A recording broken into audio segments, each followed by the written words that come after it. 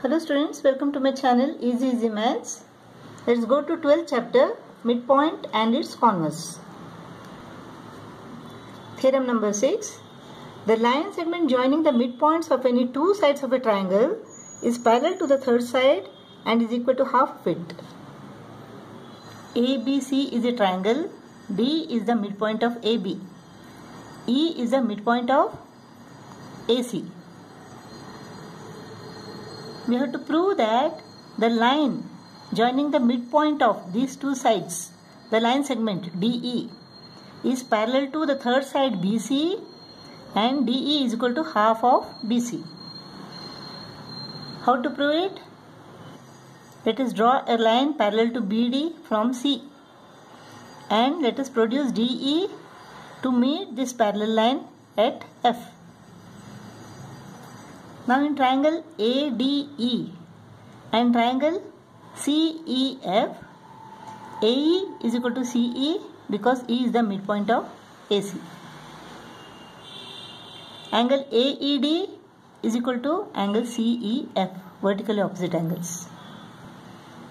Angle EAD is equal to angle ECF because these two are parallel lines. Look at the Z formation. Angle EAD and angle ECF are alternate angles.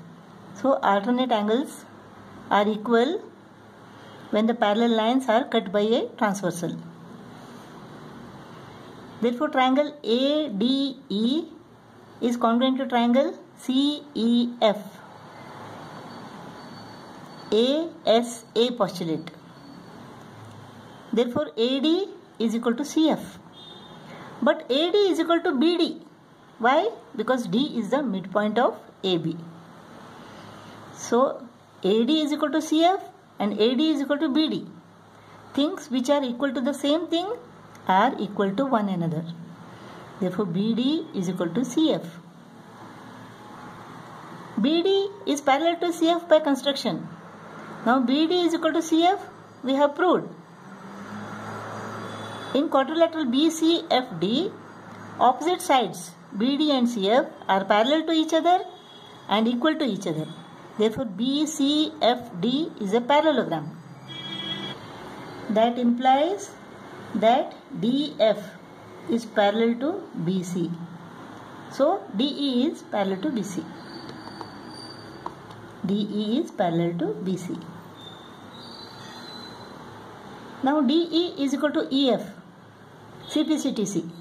Since these two triangles are congruent, DE is equal to EF. Let us name them X and X.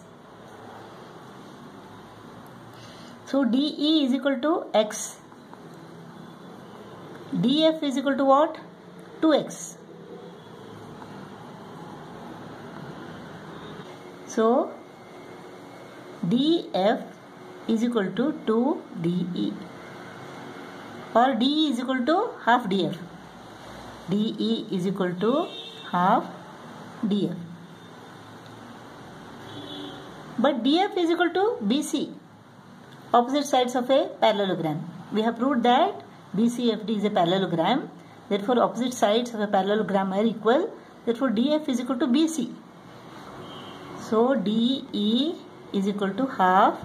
Instead of DF, I am writing BC. Therefore, DE is equal to half BC.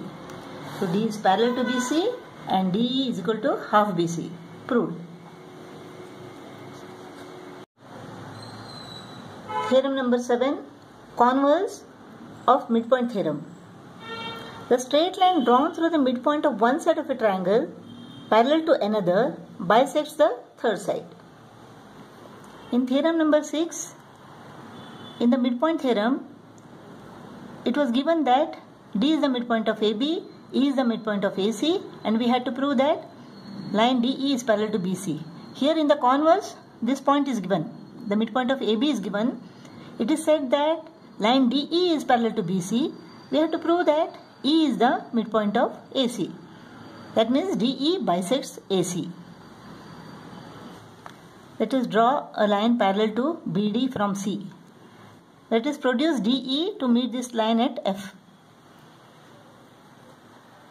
Now in the quadrilateral BCFD, BC is parallel to DF given. BD is parallel to CF by construction. Therefore BCFD is a parallelogram. In a parallelogram, opposite sides are equal. Therefore BD is equal to CF. D is the midpoint of AB. Therefore BD is equal to AD. So BD is equal to CF and BD is equal to AD. Things which are equal to the same thing are equal to one another. Therefore AD is equal to CF. Now in triangle AED and triangle CEF, AD is equal to CF proved. Angle DAE is equal to angle ECF, alternate angles. Since these two lines are parallel to each other, alternate angles so formed are equal. Similarly, angle ADE is equal to angle EFC, alternate angles. Therefore triangle ADE is congruent to triangle CEF, ASA postulate. Therefore AE is equal to EC, CPCTC. E is the midpoint of AC. That implies that DE bisects AC. Let's go to exercise 12A, first problem. In triangle ABC, M is the midpoint of AB and a straight line through M and parallel to BC cuts AC at N. Converse of midpoint theorem, straight line from the midpoint of one side parallel to the second side bisects the third side. Therefore AN is equal to half of AC. So AN is equal to 5 divided by 2. 5 divided by 2 is equal to 2.5. AN is equal to 2.5 centimeter. MN is parallel to BC and MN is equal to half of BC. So MN is equal to half of 7 means 7 divided by 2, that is 3.5 centimeter. Second problem, prove that the figure obtained by joining the midpoints of the adjacent sides of a rectangle is a rhombus. Suppose A, B, C, D is a rectangle. P is the midpoint of AB, Q is the midpoint of BC, R is the midpoint of CD and S is the midpoint of AD. Let us join these midpoints of adjacent sides. We have to prove that PQRS is a rhombus. Let us join AC. Now in triangle ADC, S is the midpoint of AD, R is the midpoint of DC. Therefore SR is parallel to AC and SR is equal to half of AC. Midpoint theorem. Similarly in triangle ABC, P is the midpoint of AB, Q is the midpoint of BC. Therefore PQ is parallel to AC and PQ is equal to half of AC. Both these sides SR and PQ are parallel to AC and are equal to half of AC.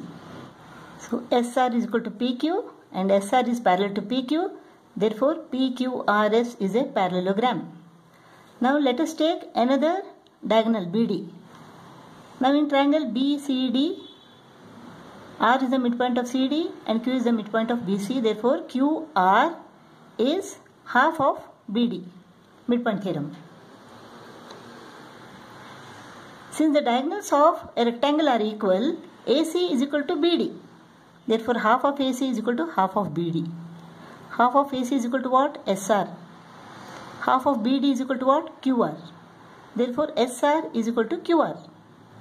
So in this parallelogram, adjacent sides are also equal.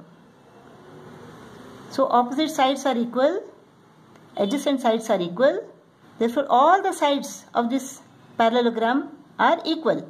PQ is equal to QR is equal to SR is equal to PS. Therefore PQRS is a rhombus.